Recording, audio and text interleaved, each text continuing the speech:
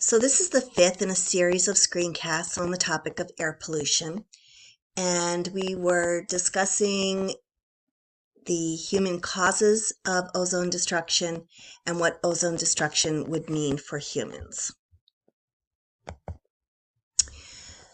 So we're going to look at the human contributions to ozone destruction.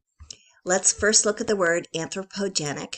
Remember that the word anthropo is similar to the word anthropology and means human. Genic, meaning generated or produced, means human produced or human caused contributions to ozone destruction.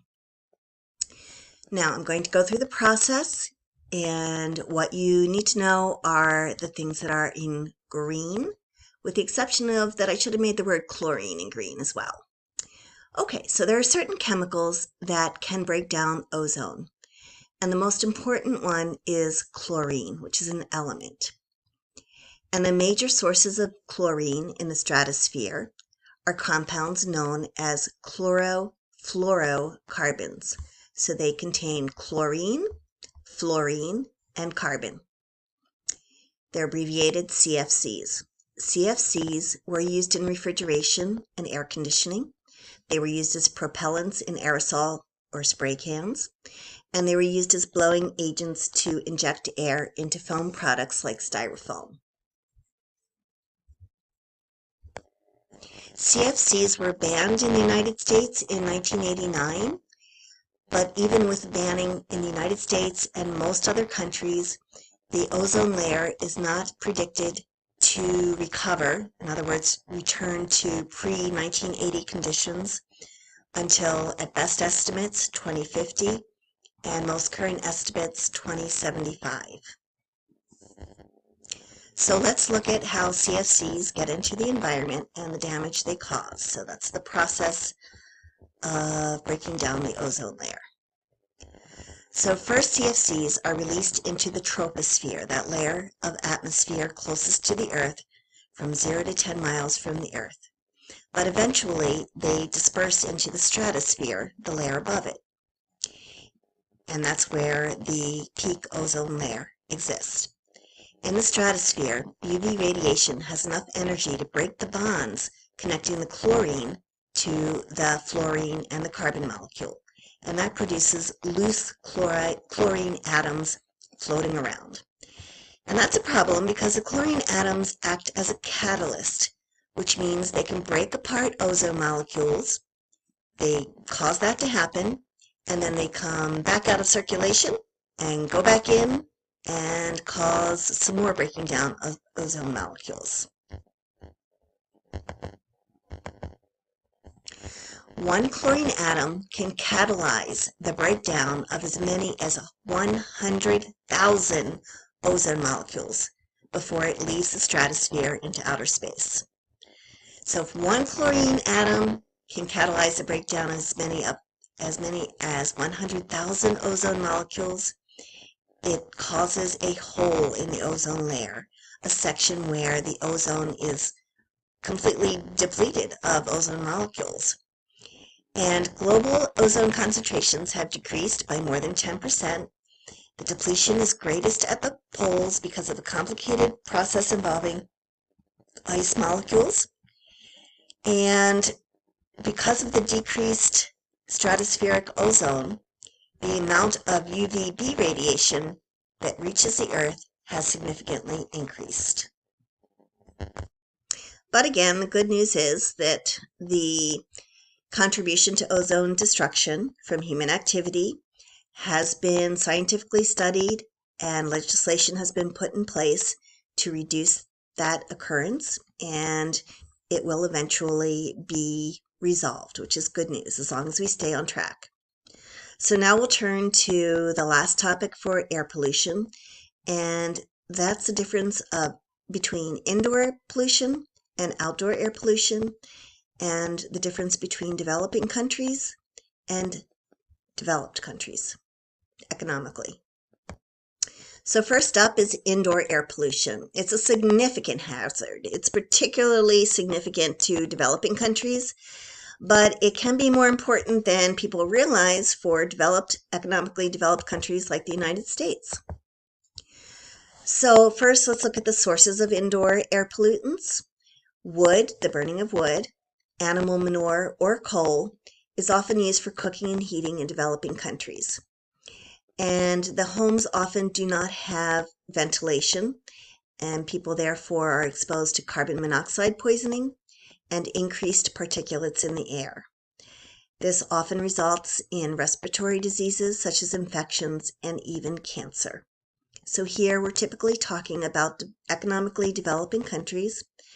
If you've ever seen some videos about the way homes are built in various countries, in some poorer locations in India, for example, often there are no windows. There's just a door, but there aren't any windows. In some places there are tents or similar structures that again don't have proper ventilation, and this results in increased pollutants in the home atmosphere. So that's of great concern for various countries and for global health initiatives. But even in developed countries such as the United States, indoor air pollutants may play a bigger role than you might imagine. So let's look at some of the reasons. A third cause of sick building syndrome are microorganisms such as bacteria. And I alluded earlier to the case of Legionnaire's disease. So there was a convention in Philadelphia of a group of people called Legionnaires. And no one realized that this particular bacteria was being sent through the air conditioning system throughout the hotel. And people were breathing it in and becoming sick. And it was actually discovered a few days later. The people left the convention and went home.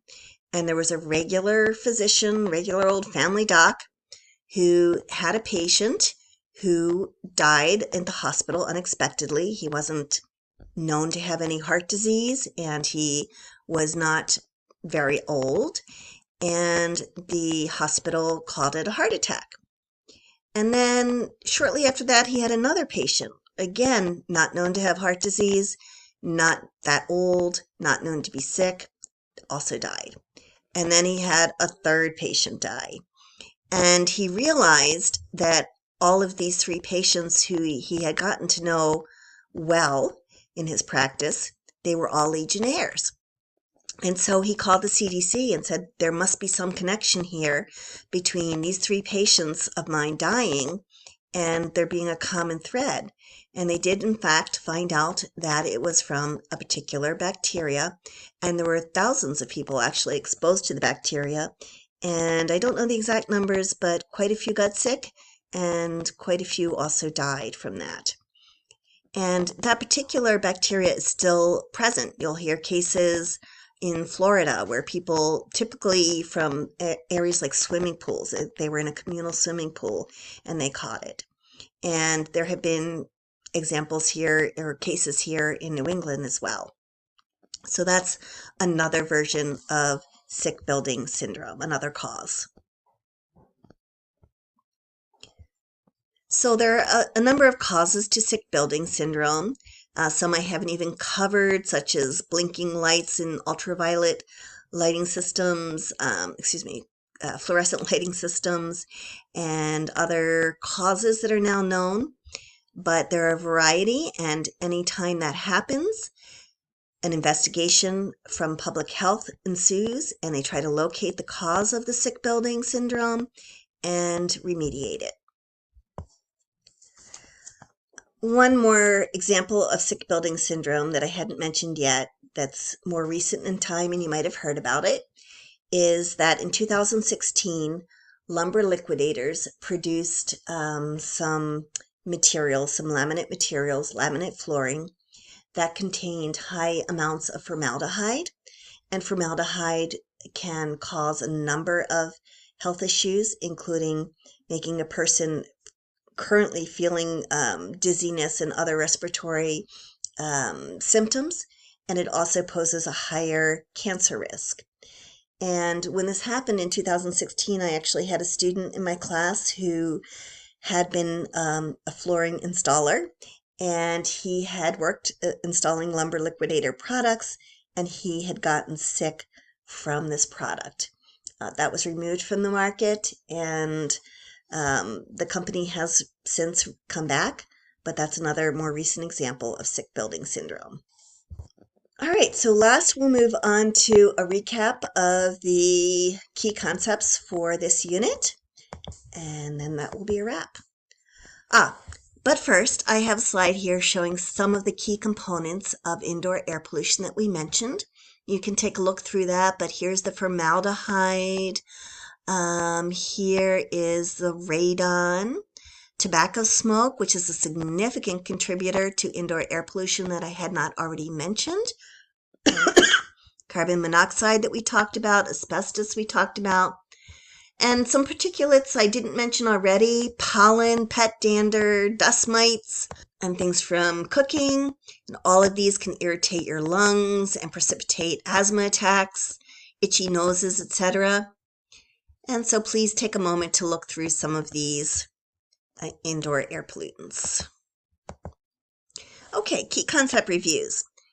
At the end of this unit, you should be able to define air pollution, name the natural and human causes of air pollution, explain why it's a global concern, identify the major air pollutants, where they come from, their sources, and the causes and effect of these various air pollutants. You should be able to distinguish primary from secondary pollutants. Describe the causes and effects of photochemical smog, acid deposition, thermal inversion, and stratospheric ozone depletion. But again, you don't need to be able to describe the actual process, just the causes and the effects. You need to be able to describe the major ways to reduce air pollution and examine indoor air pollution and outdoor air pollution risks in economically developing and economically developed countries, and look at their causes and effects.